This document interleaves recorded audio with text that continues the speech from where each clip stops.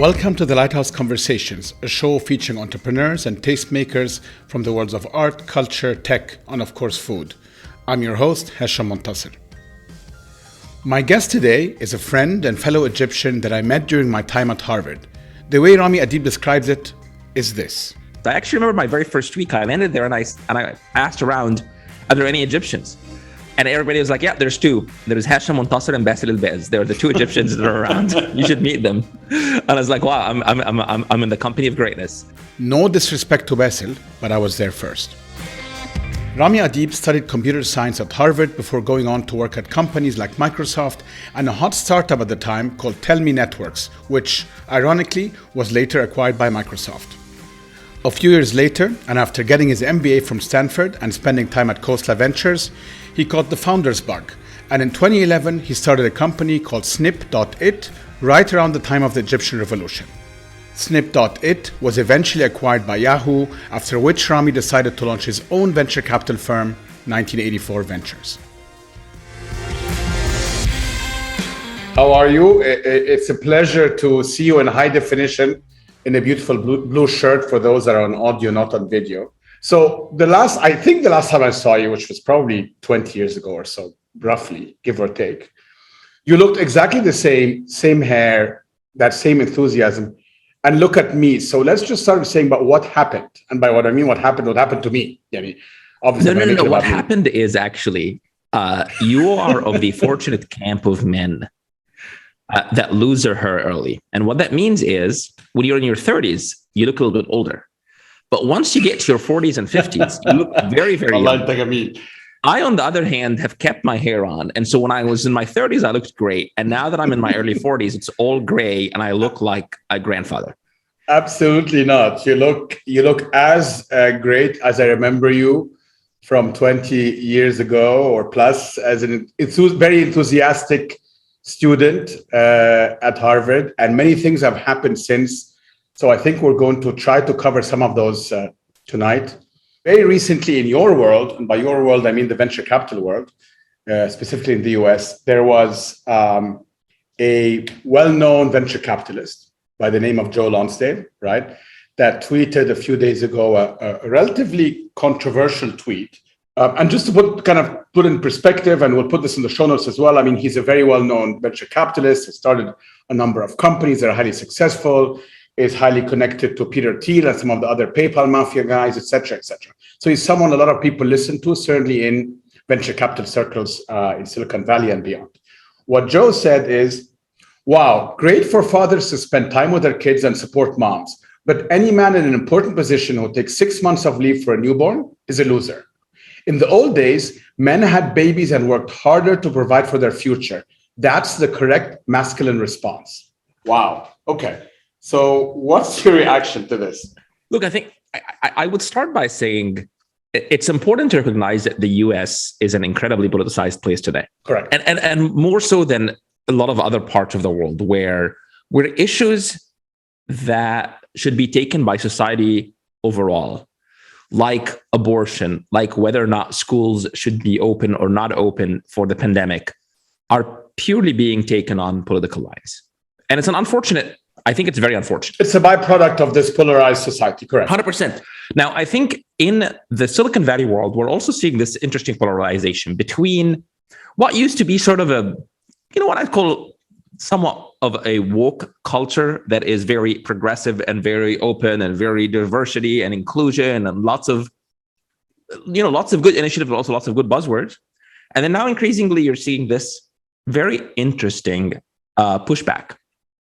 And the pushback is being led primarily by the Peter Thiel mafia, right? Peter Thiel is obviously the founder of PayPal, and then you get people like Joe Lonsdale who helped him co-found Palantir. You get people like David Sachs. You get people like Keith Raboy in Miami, who actually I happen to know very well because he also worked at Khosla. And what these guys have done is really push hard for a more conservative narrative in tech. Correct. I like that.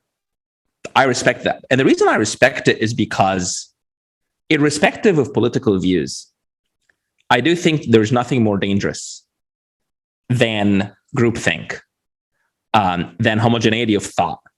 I think I also believe that, things like cancel culture or sort of a younger generation's willingness to shut down any opposition, or in essence, to use a liberal means to foster liberal values, are very dangerous. So I personally am a big advocate of having a more conservative tone in tech. Yeah, exactly. I want to get to this tweet because I don't think it's necessarily that anyone is saying, or at least I don't feel he shouldn't share his views openly. I think people are maybe taken aback by the tone, using the word loser, the equating masculinity with that. It's very patronizing. Now, in this particular instance, first of all, you have to take into account, so these guys were very big supporters of the Trump administration. Now you have a Biden administration. There is a big push right now for the Biden administration to pass a very big tax overall. Right, the billionaire tax was a big issue, all of that. A lot of the conservative people in tech are opposed to it. And Pete Buttigieg was actually driving, he's effectively driving he's our labor secretary, right? I'm embarrassed to say, it's funny, when I was in Egypt, I knew exactly what every minister is because it mattered. In the US, I don't really know. I know there's a bunch of secretaries. I think he's a labor secretary, right? But he's basically, we have a massive supply chain problems. We have a lot of issues in the US right now. I actually think all Pete did is try to set precedent. And can we just put this in context? Sorry, Ramy, to interrupt you, because for those that don't know the context, what happens is Pete Buttigieg, which was a presidential contender, just had a baby with his partner and declared that he's taking 6 months off to look after the baby or something of the sort, correct? Right. So he actually didn't take 6 months. I think he just took some time off in August and September and came back in October. Yeah. And then Joe Lonsdale made it about a 6 month, and I'm not sure what he was referring to. Maybe in the news, but I think Pete did what even one of our CEOs just had a child. He also took a few weeks off. He was available for emergency calls. He was hopping on calls. So let me ask you this. If you would have a child now and you run your own business, and we're going to get into this in a minute, would you be able to take 6 months off? Question number one, is that realistic? Secondly, if someone in your organization that works for you effectively comes and tells you, Ramy, I'm a new dad, I want to take 6 months off, would you think, even if you don't tell them that they're losers? No, I wouldn't think that they are. Although I have to qualify that Joe spoke about people in important positions, meaning, and I think by power positions, he meant not important, use power. I think he meant essentially politics. Look, taking a 6 month off is basically taking extended leave. I do believe that folks in powerful position, if they're going to take an extended leave, somebody else should take the role. Right. It's that simple. But taking a step back, what happens with extended parental leave? Look, it's a very personal decision. And it's also a function of many factors, like, can you afford to take the time off? And can you afford to not take the time off? Correct. Right. Some people, in the US, it's very expensive to get help. If you're two working parents, you don't. Not if you're Joe Lonsdale. And I think that was part of the criticism, right? Yeah, you can afford to hire full-time help. Anyone he wants. Yeah. And probably have full, or if you have a stay-home mom or a stay-home dad, then it's simpler. But if you're both working, then it's really hard for you to raise a child. But it also turns out that if you're both working, you're exactly the ones that can afford to take unpaid parental leave. And that's the irony in this whole thing. That we're all struggling. And no one really, very few people can truly afford to just walk off the face of life for 6 months and hang out. No one really does it. And I think that's really, again, boils down to, I think Joe is trying to be controversial. He used the word masculinity, which is problematic because Pete is obviously, he has a same-sex partner. They adopted children. So I think going after, taking a it was a double hit, yes, double swipe. But yeah, we have big problems in this country around paternal leave. We have big problems in this country about not having a social safety net that allows people to take, forget about 6 months, 4 weeks off. You said a few minutes ago, if I were in Egypt, or if I were still in Egypt, I would know every minister. So let's kind of maybe go back to that moment for a second. So you grew up in Egypt, as I did, and then moved to the States, moved to Canada first, correct? For high school, last 3 years of high school, and then went to Harvard, went to college, which is where we met. If you look back now on this, would you have expected yourself to have stayed in the US? Was this decision a very deliberate decision? Was it circumstantial? And some other people, I want to just contrast that, including myself, spent a fair amount of time in the States, in my case, a decade, but then made a decision to want to come back to the region for multiple purposes. So let's start with that premise here. I'm very interested to hear how this all panned out to where you are today. So I grew up in Egypt as well. I went to 2 years for high school in Canada, and then I went to Harvard for college, and my passion was programming. Look, and actually the story of programming goes back. My dad was a general in the army, and he brought home I think there was a computer at work or something that was broken, and he brought it home to try to fix it. And then I started playing with it, and that was probably in late 80s, 1987, 1988. So it was one of the first computers I think anybody had ever seen. Did he have an engineering background, your father? He was an engineer as well. So he studied engineering, but then went to the army. Yeah, well, he did what was called in Egypt Fana Askaria, which is the Army Military Technical Institute, which was one of the best technical institutes in the 70s when he was in school. Okay. So he has a PhD in aeronautical engineering, but he's a mechanical engineer. And I fell in love with computers. Then I went to Harvard. I studied computer science. And at the time, I was really into programming, really into software. And the US was the only place to really build great software. Right. My dream in life was to intern at Microsoft. I interned at Microsoft in 1999. Was there a moment throughout this? You've done multiple things. You worked for big companies like Microsoft. You worked for some of the best VCs. You started your own company. You sold your company. Was there a moment during that pre-business school, after business school, where you were like, this is it. I'm staying here. I'm going to make this my home and I'm going to make it work? I think my mindset coming to the US was that of an immigrant who was coming to stay for better financial opportunities, for better standard of living. And the thought of going back actually didn't come until later. That's so interesting. I will say there's one key difference, though, between today and between the past 20 years. And that is there's a real thriving software industry in the region. And it's not just about software. It's also because the nature of software has changed, where instead of, the next big tech company, it doesn't have to be Cisco. It doesn't have to be very advanced tech. You're able now, software was a vertical, but now it's a horizontal, chipping away at a whole bunch of industries. But I want to differentiate between two things. Saying that the field of computer science was obviously nowhere near as advanced in Egypt, and therefore the opportunities for you to go back after college or after a number of years in the States didn't make any sense. And you coming with an immigrant mentality from the beginning saying, you know what, I want to make it in this country. The reason I want to differentiate here is as a fellow Egyptian, I can relate to that. This is not a typical Egyptian way of thinking. I mean, Egyptians, unlike some other Arabs and other minorities all over the world, do not necessarily think of immigration in that way. So, and many of them go to the States, but with very clear intentions of going back because of a variety of reasons. So was it the limitation in your field, or was it your personal interest? And you know what? My opportunity set, including financially, will be much wider in the US. So from day one, I'm here to stay.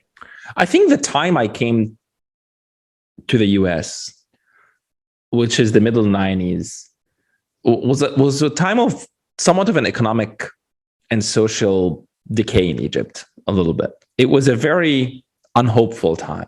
And I think my mindset was shaped by that. Contrast that with people who, leave in 2010 or 2008 or 2000 or who came back after the revolution. There's been, I think that the national mood where I came to age was one of, pick up and leave. No, I can relate to that. I completely understand. Okay, you did leave. You graduated, as you said, and we're fast forwarding now. Eventually, wind up working on Khosla. So this was your first taste of venture capital, essentially, right? And then you founded your own company. I mean, I'm bypassing a few stints here in the middle. I think you worked for Tell Me, which was a very hot and highly reputable startup at the time. I remember this very well. That was part of my stint at Cosmo, etc. I mean, actually, if I may, I do want to talk about Tell Me for a moment, because it's also back to the whole Egyptian mentality. So leaving Egypt, though, I had this desire to obviously immigrate to the US to make it here. But a big part of that is to work at a big, safe institution like Microsoft. So my dream in life, especially in the 90s, was to work for Bill Gates, right? And I interned at Microsoft between my junior and senior years. And I was planning to take my full-time offer and move to Seattle and be an engineer at Microsoft. And it was my American white friends who basically were like, Ramy, what are you doing, dude? who works for Microsoft? You got to go to Silicon Valley. You got to go like join a startup. And I had never thought of joining a startup before. I had never thought of a startup world. I just, you have to put yourself into my shoes at the time. I'm trying to get, I want to switch from an F1B visa to H1B visa so I can like settle in. The last thing I want to do is take that risk.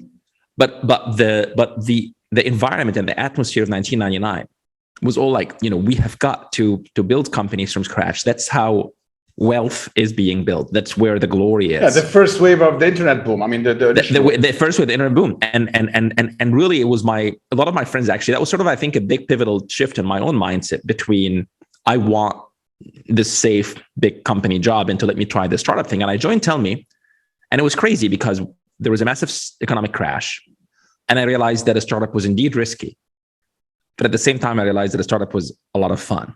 And you wind up at Microsoft, who acquired Tell Me. But 7 years later, but for the next 7 years, I was at Tell Me. And 7 years is a long time. Yeah, that's a long time. I ended up really loving the whole world of being in a startup. And I think that push by sort of my more risk-taking American friends really shaped my mindset tremendously for the rest of my career. When we come back, we'll dig into Ramy's decision to re-enter the venture capital space, this time with his own firm, 1984 Ventures.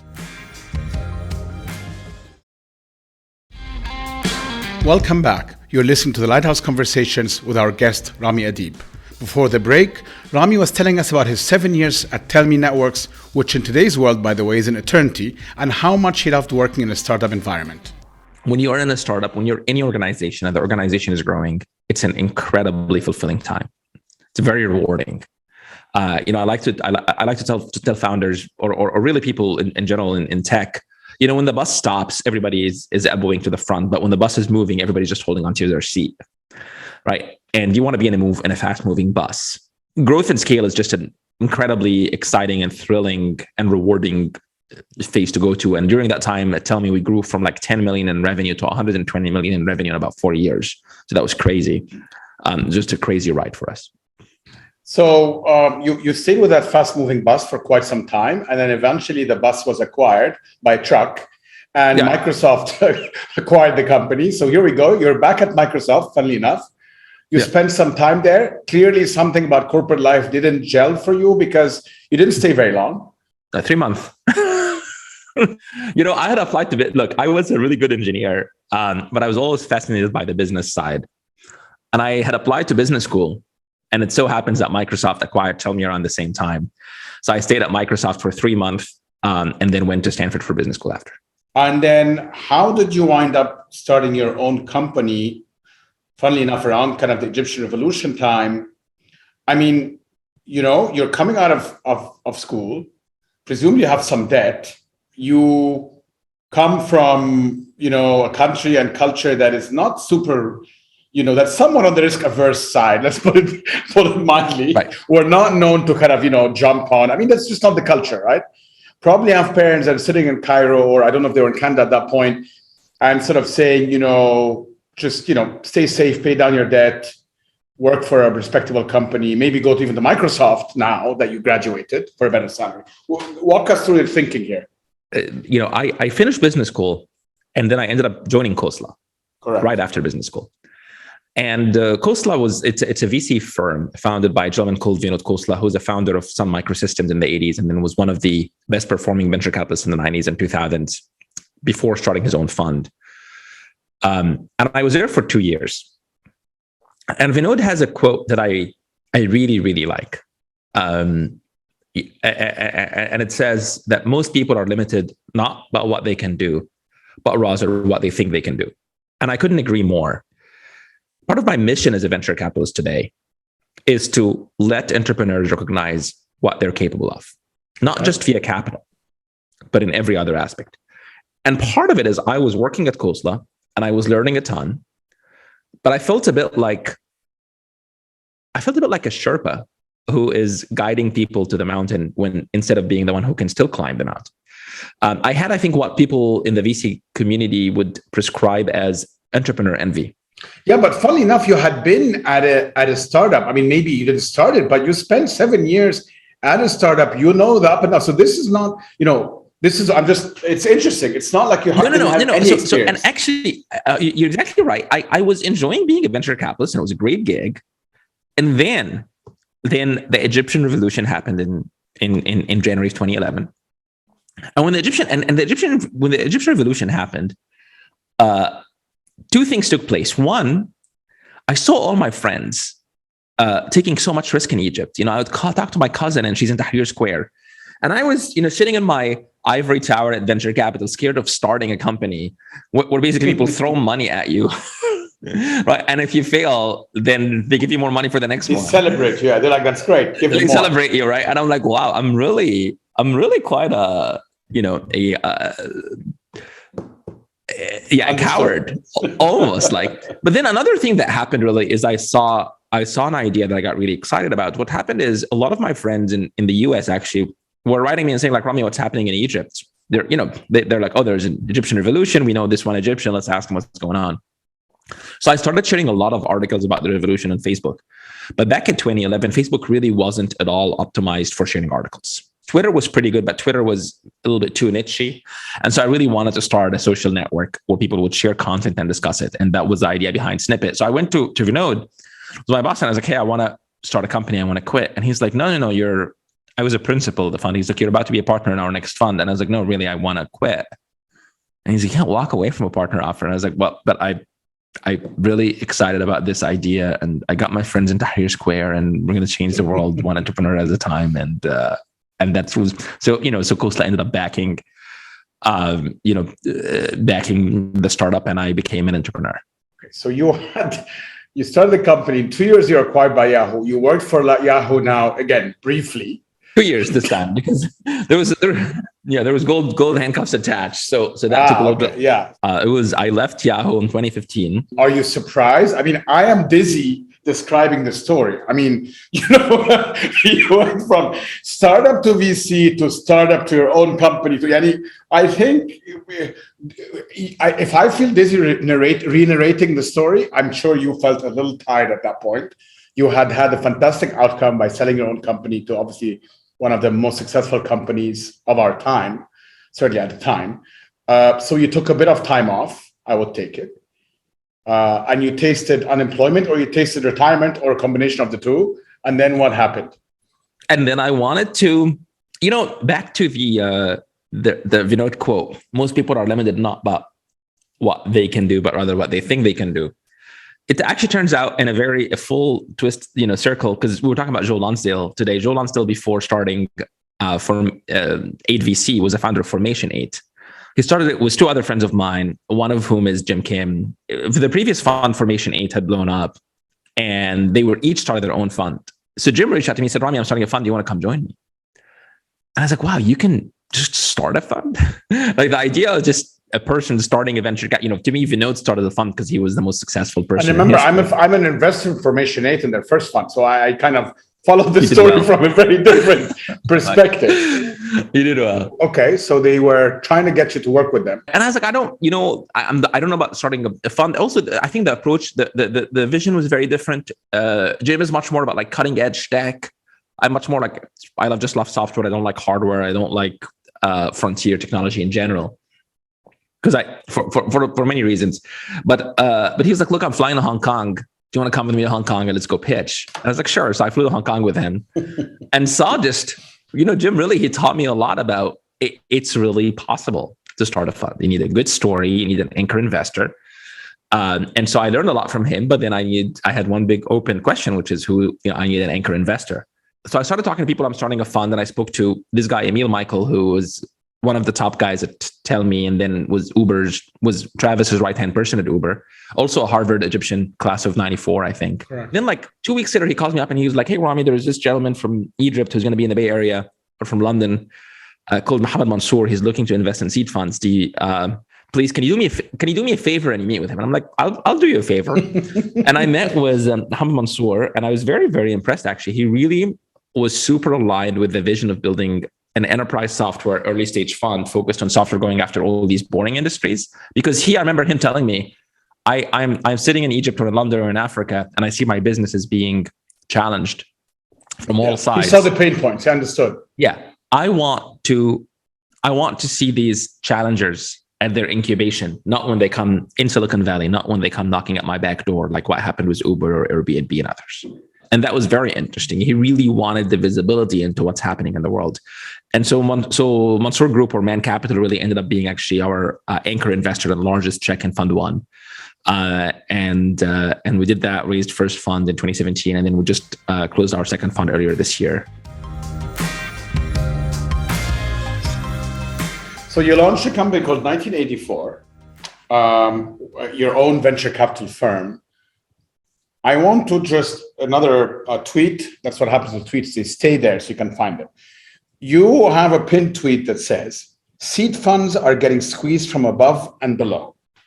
And just to unpack this a little bit, this is obviously a phenomenon everybody, well, not everybody, but many people that either invest, follow, or in the tech world talk about today, which is the fact that back in the day, it used to be very cleanly and clearly organized. You had C funds, you had guys that invested in Series A, guys that invested in growth, later stage, you had PE, you had private equity, that is, and then you had, of course, public market investing. Today, everybody's going everywhere. The late stage is coming to early stage, the seed is doing A, the A is doing seed. The public markets have started earlier, crossover funds, Tiger, go to all of these guys. The Fidelities are coming into the last rounds, they're even going earlier. A16Z, the Andreessen Horowitz of the world are coming into your domain. So, simple question. A, what did you mean by that tweet? I'm assuming it's what I've just described. And if so, as a seed fund that is not the size of Andreessen Horowitz, how do you survive? I mean, what kind of thesis would you have that means that 1984, survives for the next, I don't know, decade or two? No, excellent question. I think to your point, that's exactly what's happening. So much money. I think investors across the globe realize that there is so much profit to be made in tech, right? And a lot of these profits happen pre-IPO to some extent, many companies are taking longer to IPO, right? When Google IPO'd, or when Amazon IPO'd, it was, I don't know, it was a few hundred million or $1 billion. Very early days, yeah. I bought quickly, yeah. Yeah, but Stripe is going to IPO at like 100 billion or something, or above, right? Uber, by the time it went out to the public market, was at 60 billion, where there's a lot of yield, a lot of sort of profit to be squeezed in that journey. So a lot of the late stage funds started coming earlier. And by late stage, I mean folks like Tiger Global or Addition or Insight that were traditionally doing Series E or F are now starting to do Series B and C, and now they're starting to do Series A. So the Series A funds realize that, wait, I'm competing with Tiger, or I'm competing with Addition, which is Lee Fixel's fund, and they come in they are more valuation insensitive. Why? Because ultimately they're dropping a $10 million to get a call option on writing a $100 or $200 million check pre-IPO. That's really what they're after, is that growth cycle. So they're winning the deals from the other early stage funds. So then the Series A funds started coming earlier. So it's almost everybody is getting squeezed from above. And that's how I say we're getting squeezed from above. That now we're seeing a lot of Series A funds come in at seed. Getting squeezed from below is also a new phenomenon where there was I think, when I was in my 20s, even when I made some money from Tell Me, taking that money and investing in startups wasn't a thing. It's very different today. Today, the younger generation of entrepreneurs, literally, they make 100K and they take it all and put it in other startups. There is this insatiable appetite to be an investor, to be part of the tech ecosystem financially. And the access has mushroomed, right? I mean, I can go on AngelList today and put 1K literally in 20 probably decent pre-seed or seed level startups. That is, by logging in, it's automatic. It takes me exactly, I do it all the time. It takes me 5 minutes, if I want to, I mean, that is phenomenal, right? You're exactly right, Hesham. I think it's a combination of mindset plus access. So all of a sudden, I as a founder, you can actually raise, if you have access in the Valley, you can raise $1 million, $1.5 million from 25K, 50K investors who are very unassuming and who are very flexible in terms, much more flexible than we would be. You're going to negotiate your pro rata rights. You're going to look at many things, anti-dilution, et cetera, et cetera.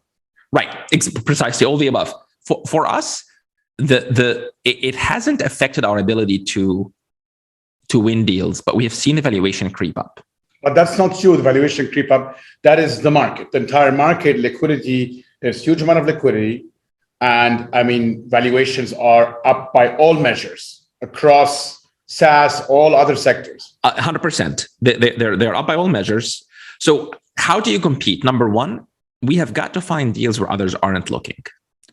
By the time the company makes it to IC and is being shopped around with 200 venture capitalists, it's too late. Can I just unpack this particular point? Does that mean you have to go pre-seed? You literally have to find a guy with like, a sheet of paper? Because I mean, YC is very early stage. And as you said, once they're in YC, and just explain, YC is YC, Y Combinator, which is a very famous seed program essentially that has taken many companies, including Airbnb and Stripe and others through. A lot of VCs, lots of people, including myself, look at this kind of thing. So what, you find them on the streets and on the bars of San Francisco? Look, I think that there are two axes to this. There is traction and there's founder pedigree. And right now, a founder with pedigree and traction is out of reach. You need to either found a founder pre-traction or found a founder with some traction, but who wouldn't fit, who's not a YC alum or coming doesn't out of fit neatly the boxes. Yeah. And I love that. I love that because we, from day one, our whole thesis has been, actually finding the diamond of the rough or software going after large, antiquated, boring industries. And we have made a name of ourselves into finding entrepreneurs and taking bets on entrepreneurs that other VCs wouldn't take a bet on. And it's not about like diversity and inclusion from a racial or gender issues. It's more like, look, we look at a founder and I really assess a product and make a bet. Do we believe this person can build a massive business? And there's a need here. Why would this founder come to you and not go to the A16Zs and the Sequoias of the world? So first, we have to found this founder. Okay. You actually have to go and find them. Before they make their road Pitch. down Sand Hill Road. I'll give you a great example. HBS.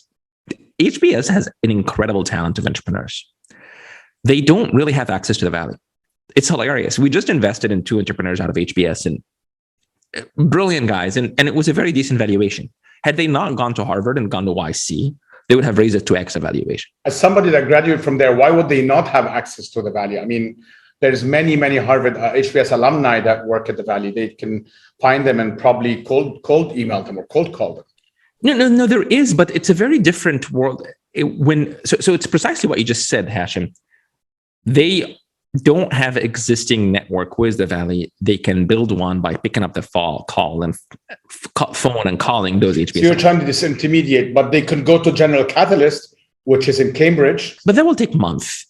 Contrast that with a founder. We did invest in a really, a founder with a ton of pedigree and no traction. It's a company. Now it has more traction. It's a company, the founder, Harvard alum, was at a bunch of really successful startups like Power of Flatiron Health.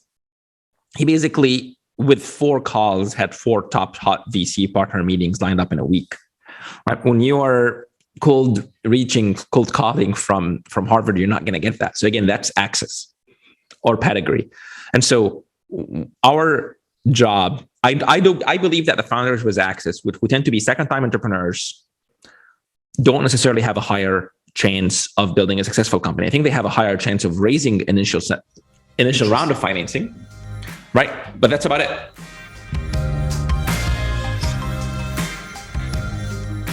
Ramy, do you find the unusual pedigree that you have, which is really a combination of starting your own company, working at a very large VC, working at a large company. You've really tried, you've worn a few hats, which is unusual, but probably excellent for the position you find yourself in, which is backing entrepreneurs. Do you get sometimes the feeling, because you started your own company and sold your own company as well, let's assume Hashim comes to you, I'm a first-time founder, I'm doing certain things, and you're like, you know what, let me tell you what to do. Or, even maybe you don't do that, but have the compelling need to jump in almost? I had that remarkably, Hashim. I had that when I was at Khosla. So again, my journey was like operator at a startup, Then I was at Khosla. Then I was a founder. Then at 1984. Correct. So, but Khosla was pre-Snippet, pre-founding. Pre-Snippet, and I was, I was a really good product engineer, engineering manager, architect, product person, and I was so obsessed. Was like, no, here's, in one of the startups, I almost was acting head of product, and I was having regular product check-ins with them. I don't anymore. Because you think it's disruptive, or because you've mellowed, or because you don't think it's the right thing to do? That's not your role as a venture capitalist. Because I think the highest leverage item I have at my disposal is the team building. The team you build is the company you build. I know also as a founder, there's only that many items I'm willing to listen to. I also think that whatever thoughts I have of product or strategy, a smart founder will figure out on their own. The highest value item I can provide to a startup is push them to hire a high caliber executive team filling the holes that I see in the organization. And that's where I pound my fist on the table, and that's where I push very hard. Hiring. The rest, will be some advice here, some advice there. Will help also with fundraising. Will help with founder therapy. I always tell founders will help you with founder therapy. Just pick up the phone, call us, and it's something. It's it's an area that that I as a founder actually, I think it was my weakest point. Like my entire self-worth is a function of the success of the business, which was very counterproductive. And it's a lonely path as well. It is. In terms of building your own company now, which is essentially an asset management business. I mean, I was in this business for a number of years, and it's a business that's a function of two things. One, raising capital successfully and raising capital almost all the time. Maybe it's slightly different. I ran a business that was looking at public markets. So the advantage was that I had a daily mark to market. I could know at the end of every day where I was in terms of my performance. You don't have that luxury. But the disadvantage was that you're almost always raising money perpetually. But venture capital has become that today. I mean, you close a fund and you're almost immediately going to the next fund and so on and so forth. So these are some of the challenges, but some of the highlights also of what you do. What have you found surprising or challenging that you didn't expect? So there's been two sets of surprises. The first is on the environment itself, which you alluded to. The environment is changing rapidly. We have to be agile. We have to figure out how to compete with capital coming from everywhere. But the second set of challenges has been on firm building. I've come to recognize that, and it has been a good surprise, that building a firm, a venture capital firm, has many similarities and many challenges similar to what I faced building Snippet. How do you build a team? How do you motivate a team? How do you take some of your actions as an individual and make them actions that the institutions can take? How can you make sure that those values that are institutionalized can run without you being part of it? This has been very interesting because especially with venture is a very, it's art meets science. Parts of it is science. Hey, here's how we do cap tables. Here's what we do terms. But part of it is art. How do you assess a team's ability to build? How do you size a market? And institutionalizing art's been very hard. And given your background and where you grew up, and given that this business is also now becoming more and more international and global every day. So back in the day, it was essentially the domain of the US, not even the US. I mean, most companies came exclusively from Silicon Valley, and if not from Silicon Valley, from New York or, 2-3 cities. Are you leveraging that in any way? Are you seeing, do you look at, for example, the Middle East as part of your investment domain? And if so, just for the listeners that many come from the region, what's your kind of general view that you're seeing in terms of Middle East tech? It's funny, actually, everybody in the US right now is really excited about the Middle East and Latin America. It's pretty hilarious, and Africa and Europe. I think people like what they don't have access to in general. Absolutely. In fact, if I think of, candidly, I think I have 3 constituents of investors. I have Middle East investors. They only want me to invest in the US and Latin America. I have Latin American investors. They only want me to invest in the Middle East and the US. And then I have American investors who are like, oh my God, Ramy, you have access to the Middle East? You have access to Latin America? Like, wow, that's amazing. I don't even know why you're wasting your time in the US. I'm like, because it's the largest market. So anyways, we're 85% US, right? And we're always going to be that way. But we do opportunistically invest in LATAM or in the Middle East. We get really excited just about founders who are solving hard problems, irrespective of the sector or the domain. any economy has an amazing room for a technology-enabled business to disrupt the large incumbents, and that's really exciting. That's why we're seeing, Kareem is we're seeing the Kareems, we're seeing the Souks, we're seeing yada yada. I'm sure you're the Swivels, and the guys are graduating from these companies. Exactly, and now you get the Kareem go to Swivel, and then now you get the Swivel guys going to the next one, and that's exactly. And we're seeing the same trend in Latin America. You see Kayak, in Mexico, and the alums of Kayak going. We see Rappi, and the alums of Rappi are going to do the thing. So it's everywhere, and that's really exciting, right? The new generation of entrepreneurs. Ultimately, though, we're slowly starting to dip our feet, but ultimately, I think we'll always be working with local partners that we like. I think our biggest value proposition is help these startups build bridge to the Silicon Valley, right? So once you feel you really want to be global, once you really want to raise money here from the Valley, then that's what we would love to be helpful with. Ramy, this has been wonderful. I'm very happy to have reconnected. You're a wise man beyond your years. Really, really enjoyed our conversation, and hopefully the next time I see you is going to be either here in Dubai or somewhere else in the Middle East. Thank you, Hashim, and it was a real pleasure. Thank you for joining us on the Lighthouse Conversations with me, Hashim Montasser. We're produced by Chirag Desai, and our content director is Farah Al-Sharif. Please follow us on Instagram at thelighthouse_AE, or send us an email at connect@thelighthouse.ae and tell us what you think. And please, please, please share this link with your friends if you've enjoyed this episode. We'll see you again in 2 weeks.